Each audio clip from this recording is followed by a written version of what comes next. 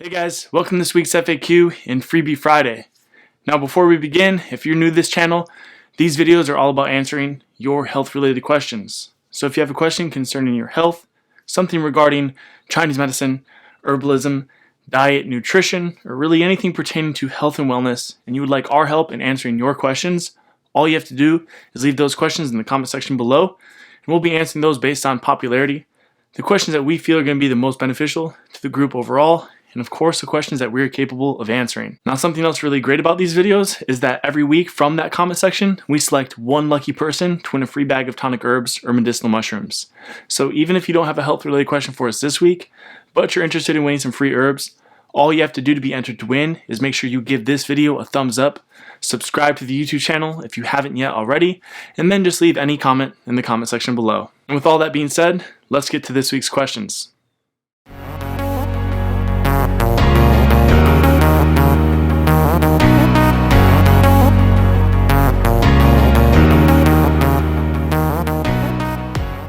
Alright, so starting off with our first question. This question reads, can you please talk about the negative effects of dairy or how to overcome them? So the first thing I think to understand is that there's a major difference between conventional dairy, or commercial or industrialized dairy, and then dairy from a cow from, let's say, a small local farm, from an Amish farm, from somebody's backyard that's homesteading, and an animal that is living in a natural environment. It's eating its natural diet. So these are two very different products, and there's tons of differences in between.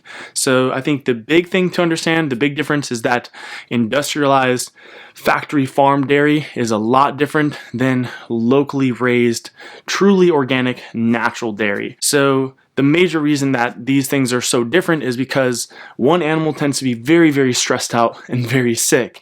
And this obviously produces an inferior product than an animal that's grazing pasture, it's getting tons of sunlight, it's not abused, it's not eating polyunsaturated fat rich foods or grains, soy, corn, etc. And it's going to be a lot healthier. So it's going to produce a lot healthier product, a lot healthier milk or dairy. So if we look at the industrial raised dairy, one of the major things is, other than the fact that it's cramped usually into tight living quarters, it doesn't get that much sunlight, it's generally an abused animal all around, from its environment to its diet to being injected with hormones and various antibiotics and things like that, compared to the, again, small farm, the truly organic raised animal that's usually has about an acre of land to itself to graze. That's something important to understand. You should never put a cow in a pasture that has less than 1 acre to itself to graze. So when you look at industrial raised cows, particularly from dairy, if you ever drove past an industrial dairy farm, not only does it smell awful, but these animals are literally standing side by side, standing in mud up to their ankles, usually in their own feces, and have just no room to graze whatsoever. Not to mention they're usually not grazing grass at all. They're consuming corn, soy, wheat, and other polyunsaturated fat rich foods, which is a completely unnatural diet for a cow. So the reason that they're fed these sorts of foods is because it induces hypothyroidism. So if you give a cow or a pig a bunch of polyunsaturated fats, they'll get hypothyroidism. This is beneficial because, first and foremost, these foods are very cheap. It's cost effective to feed them this, as opposed to owning thousands of acres of rolling grass and open meadows and pastures. But also, by inducing hypothyroidism, you're going to make that cow get fat. You're not only going to make it get fat, you're going to also decrease its metabolic rate, so that way it survives off of less food, which is also very economical for the industrial farmer. So they have to eat a lot less food, but they're gaining more weight. So that's a recipe for profit, but not a recipe for health. So these cows are obviously going to run into health issues. Hypothyroidism is going to induce a lot of health issues. It's going to lead to digestive issues, and this is why these cows end up being pumped with antibiotics to cope with the negative effects of their toxic diets. So when you look at it already from this perspective, you're talking about an animal that's going to be sick and stressed, living in an unnatural environment, can't move about, it's not getting enough exercise, it's not getting enough sun, it's usually abused physically. Then the animal is abused nutritionally, fed a diet that's inducing metabolic stress, hypothyroidism, and usually gut issues. And then to remedy all of these issues, it's usually pumped with antibiotics. And usually on top of that is pumped with further hormones to induce more weight gain. So as you could imagine, the dairy, the milk, the products from these animals is not going to be healthy for multiple reasons. But one of the major ones is that the diet that these animals are fed, the stress that they're enduring, is going to chronically raise their estrogen levels, their stress hormone levels, and these hormones tend to have an affinity towards fat. So when you're consuming something like full fat milk from an industrial raised cow, you're going to get something that's usually heavily estrogenic, and then you consume it and you're getting those estrogens, you're getting those antibiotics. Not to mention, a lot of the times, again, these animals are sick, so you don't know what other sorts of stressful substances, harmful chemicals or toxins or pesticides that are in their food and their environment that's getting into that food. So that's going to be obviously very problematic. And something else, another detail, another difference between this sort of dairy and usually the locally raised dairy is the breed of the cow. You'll see that most industrialized dairy cows are Holstein cows. They're the black and white cows, and they produce an inflammatory casein. That's the protein that you'll find in dairy, and it's not as natural as the protein, the casein, the A2 casein that you're going to find in Jersey cows, the brown cows, which are a more traditional cow, whereas the Holstein cows are hybridized. So they're producing less natural milk, in other words, and that tends to cause an inflammatory response in people that consume it, just because of the fact that the human microbiome, the human immune system and digestive system doesn't have enough familiarity with this sort of casein protein, this hybridized dairy, and that tends to cause issues for people as well. And on top of all of this, usually industrialized feedlot dairy is highly ultra pasteurized and homogenized, which usually denatures the proteins, oxidizes the fats, and kills off any of the enzymes like the lactase that's naturally occurring in raw milk that would help you digest it. So all around, from multiple different angles, industrialized dairy is not a natural food and not something that I think is beneficial. So you're going to definitely want to avoid that sort of dairy. So in terms of how do you get around these negative side effects, I think the first thing to do is just not consume any sort of industrialized dairy and realize that not all dairy is created equally. So the thing that you're going to want to do in terms of consuming dairy is getting the right type of dairy, high quality dairy. So a couple of parameters, you're going to want to make sure that obviously it's raised in a natural, healthy environment. So you're going to want to look for dairy that's coming from an organic pasture, from an Amish farm, from a local farm where you can go and see that these animals have enough grazing room, so they have about an acre to themselves to graze. They're mostly outdoors. They're not eating grains and the polyunsaturated fats that's causing the digestive issues, and they're living off of grass, the diet that they're supposed to, or hay, which is basically dried grass. So that's the sort of dairy you're going to want to source. Beyond that, you're going to want to make sure that it's usually non-homogenized, non-ultra pasteurized, so that way you're not getting something that's potentially oxidized and lacking in the enzymes. So I usually recommend raw dairy, and then from that point you can just cook it on the stove if you're worried about any bacteria or pathogens. But if it's raised in an organic Amish farm, chances are their quality control is a lot better than a massive industrial farm, so you're usually not going to run into pathogenic issues, at least from my experience. I've been consuming raw dairy on and off for the last 8 years or something. I've never had an issue. But if you're concerned about any bacteria, you just cook it on the stove, and that's going to at least kill off bacteria, but at the same time not denaturing the proteins and oxidizing the fats. And one last piece of advice or a tip for digesting dairy: remember, if you can't digest something, then you're not going to really reap the benefits of it. And a lot of the times people stop consuming dairy because they don't digest it. And this is usually for two basic reasons. The first reason being that the person that's not digesting dairy is usually consuming this difficult to digest industrialized dairy. So this dairy, when it's ultra pasteurized, homogenized, it's pumped with hormones, it's coming from a sick animal that's pumped with antibiotics. This produces a very difficult to digest, difficult to metabolize food, and this in of itself, even in a person with a good digestive system, can cause digestive issues. But beyond that, the second major reason people have problems digesting dairy is because of their own digestive issues, their own digestive insufficiency. So what's interesting is that your pancreas produces the enzyme lactase. And there's this theory that as you age, you stop producing lactase naturally, and that's why people aren't supposed to consume dairy throughout their life. However, that's not true. The fact of the matter is, as we age, what tends to actually happen is there's an overgrowth of bacteria in the small intestines. And when bacteria start to proliferate in the small intestines, a condition referred to as SIBO, or small intestinal bacterial overgrowth, they produce inflammatory metabolites when they ferment the food that you eat. And these inflammatory metabolites, also referred to as endotoxin or lipopolysaccharide, actually inhibit the secretion of lactase from your pancreas. And lactase is what breaks down lactose, the sugar in milk. So when we're first born, our intestines are sterile. There's no bacteria in them. And this is one of the major reasons that children tend to be healthier than adults. As we age, through poor eating habits, through stress, through poor dietary choices, our small intestines tend to accumulate these bacteria. And these bacteria, again, contribute to the production of endotoxins, which inhibit the digestive function from a pancreatic level. So it inhibits the secretion of pancreatic enzymes that break down all of your food, but particularly dairy. So one of the major reasons that people can't digest dairy or lactose is because they're lacking the enzyme lactase. And one of the major reasons for that is, again, the growth of bacteria in the small intestines that's inhibiting the secretion of that enzyme. So I've seen in myself and through clients, and even just recently, that if you start to sterilize the gut, if you start to clean the gut out, particularly the small intestines, of these bacteria, of these endotoxin, that you'll start to digest foods better all around, and especially dairy. So if you're somebody that can't digest dairy like you used to, it's highly probable that you have an overgrowth of these endotoxin in your gut. And something as simple as taking activated charcoal, around 500 milligrams a day, first thing in the morning without consuming any food, so between meals, and consuming a raw carrot every day, or something like well-cooked mushrooms, or taking some sort of probiotic, a lactobacillus acid, or even taking an antibiotic just to wipe out the bacteria if you have a severe infection, that your digestive function starts to improve.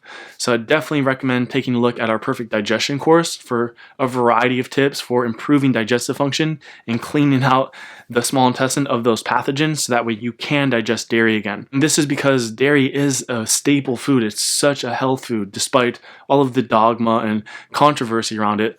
The fact of the matter is, high quality organic Jersey grass-fed milk is one of the most nutritional foods on the planet. It's a complete food. It contains all of the essential amino acids and non-essential amino acids. It's a complete protein, in other words. It contains mostly saturated fat, little to no unsaturated fat.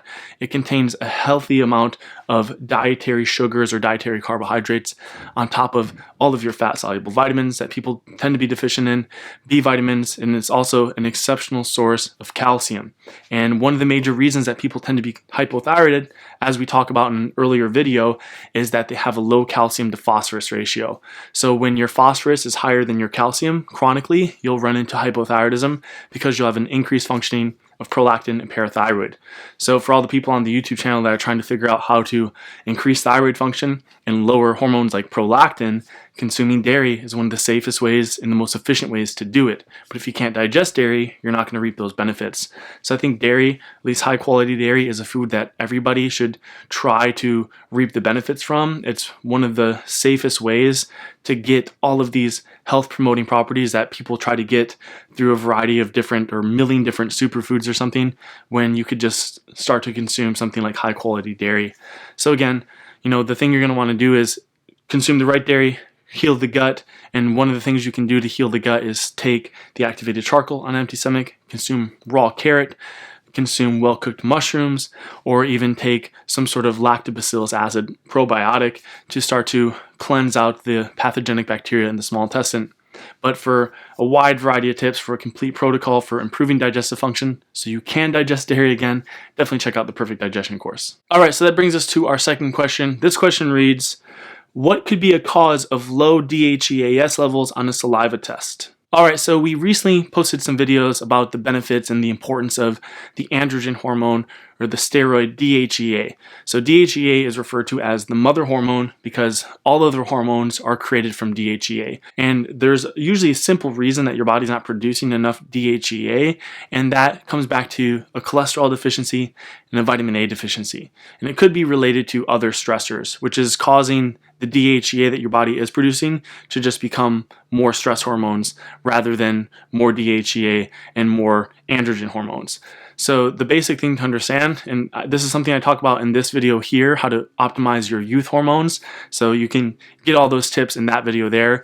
But one of the major things to understand is that every hormone in your body is derived of cholesterol and vitamin A. So if you're not getting enough cholesterol or vitamin A, Or if you're stressed out to the point where your body is using up the cholesterol and the vitamin A, then you're going to run into low DHEA levels. So the first thing to consider is, are you consuming enough cholesterol and vitamin A?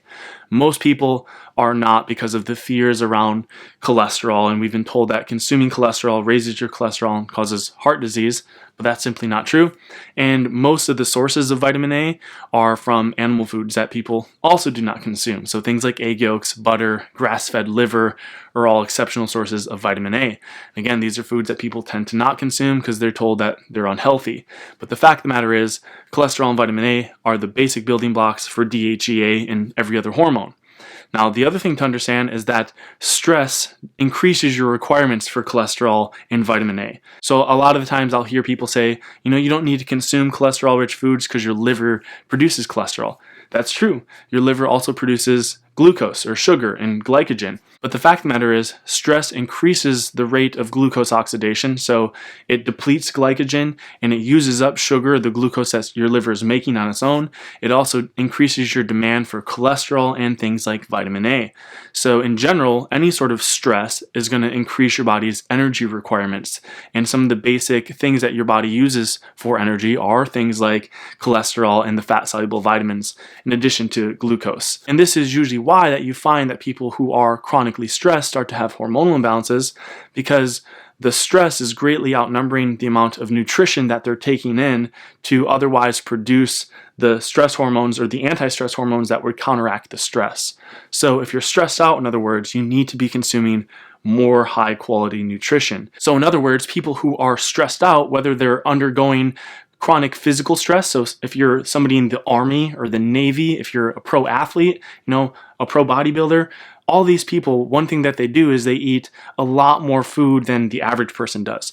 Not only are they taking in more calories, about 1.5 times more calories, but they tend to get higher quality, more nutrient dense foods. Why is that? Well, to cope with the stress of their lifestyle. So if you're somebody that is undergoing any sort of stress, though, even if you're not an athlete or you're in the Army, if you're undergoing any sort of chronic stress and you're not increasing your body's nutrient supply and energy supply, then what can happen is you can run into these hormonal deficiencies. So again, one of the major things that will happen if you're chronically stressed is your body will start to use up a lot of cholesterol and use up a lot of vitamin A. So you need to replenish those things. So the basic reason I think that you'd be showing low DHEA or DHEAS levels in the test is because either you're not consuming enough cholesterol or vitamin A. It's really common for people to not consume enough vitamin A because the best sources, again, are egg yolks and grass-fed beef liver. So unless you're consuming 2 egg yolks every single day from a pasture-raised egg, and unless you're consuming some grass-fed beef liver at least once a week, you're probably vitamin A deficient. And this is usually true with cholesterol too. A lot of people, at least nowadays, shy away from consuming cholesterol, and this is going to cause hormonal deficiencies. So the thing I'd recommend is to increase your intake of the cholesterol-rich and vitamin A-rich foods. I would suggest getting, again, 2 egg yolks a day, 2 ounces of beef liver every single week, in addition to consuming grass-fed ghee and butter and high-quality grass-fed milk. That will supply your body not just with the vitamin A, but also the cholesterol. In addition to that, also keep in mind that if you're undergoing stress, your nutritional requirements are greater than somebody who is not stressed. So again, whether this is physical stress, if you're an athlete and if you exercise regularly, you need more nutrition than normal. Not just more calories, but more things like cholesterol, more fat-soluble vitamins, more carbohydrates, more protein. But this is also true for the non-athlete who, let's say, is very mentally stressed or emotionally stressed or financially stressed, or if you're sleep stressed, or if you have an illness of some sort, you're going to need more nutrition. So in conclusion, I think the basic reason for this would be the cholesterol vitamin A deficiency and having an excessive amount of stress that's not being counteracted by an increased amount of nutrition, and specifically very nutrient-dense foods and calories. So the remedy is going to be obviously increase your intake of these foods, and if you are stressed, the last thing you're going to want to do is decrease your intake of calories and foods. But I see this common nowadays. People are told, if you're sick and ill or stressed out, the best thing that you could do is fast and calorie restrict and intermittent fast or something, this is the last thing you're going to want to do. If your body is stressed out, if it's undergoing an illness, a disease, or anything of any sorts, you're going to want to rebuild your body. Your body is breaking down, it's catabolizing, and going into a fasted state is going to only further contribute to that catabolism. So there might be a little bit of a benefit. You might experience an adrenaline high or a cortisol high and have some short-term relief of the inflammation and the catabolism, but over the long term, this is a horrible idea, and what you're going to want to do is replenish the body. So that's the basic thing to take from this, in addition to correcting the low DHEA through the consumption of cholesterol and vitamin A. But the general idea is that chronic stress of any sorts will increase your requirements for all sorts of nutrients. So if you are consuming enough cholesterol and vitamin A, then it could just be that your stress is outnumbering or greater than the amount of nutrition you're taking in. So you're going to want to counteract that by uptaking more nutrition, eating more nutrient-dense foods to cope with or mitigate the effects of the stress. So the basic thing I'm going to recommend is 2 egg yolks a day and 2 ounces of beef liver at least once a week. And in addition to that, as we talked about recently, herbs like KSM 66 ashwagandha and shilajit are actually clinically proven to increase your levels of DHEA and DHEAS in addition to testosterone. So other than increasing your intake of cholesterol and vitamin A, reducing the stress, the supplementation of these herbs might also bring the levels of DHEA into normal range. All right, guys, that brings this week's FAQ and Freebie Friday to a close. If you've enjoyed it and found it helpful, don't forget to give it a thumbs up. Remember, if you're interested in winning some free herbs or mushrooms, all you have to do to be entered to win is make sure you are subscribed to our YouTube channel, you've hit the like button on this video, and just drop a comment or question in the comment section below. Otherwise, for more additional information and resources beyond this YouTube channel, or for referencing any of the online courses or herbs we mentioned throughout this video, you can find all of that information in the description box below.